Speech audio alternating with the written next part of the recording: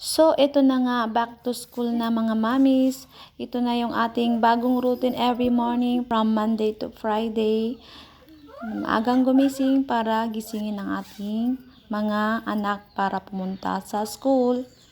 Ayan, maliligo na si JM.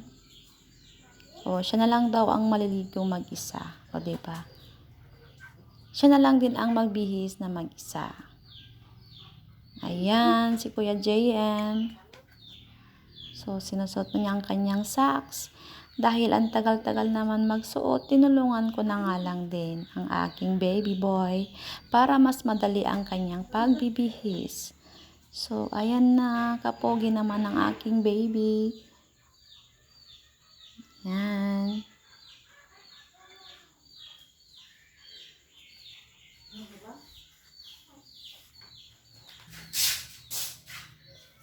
Ito ang kanyang request. Ito daw ang kanyang ulam for today. Hello, maganda. So, ayan na. He's ready to go to school. Kukunin na niya ang kanyang request na trolley. So, wait lang guys. Magpa-picture taking muna ang aking baby boy for going to school. So, ito na nga ang aking service. Kurong-kurong sa Ilocano. So, ayan na. Kasama nga pala ang aking guwapitong pamangkin na si Priden.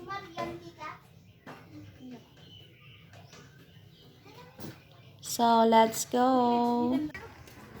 Good morning. Ayan, nandito na sa school si JM. Tingkan. Excited na pumasok sa kanyang room sa grade 1. Good morning ka, mamo.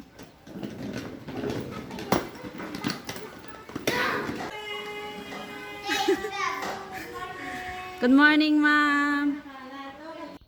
Ayan, thank you for watching. God bless.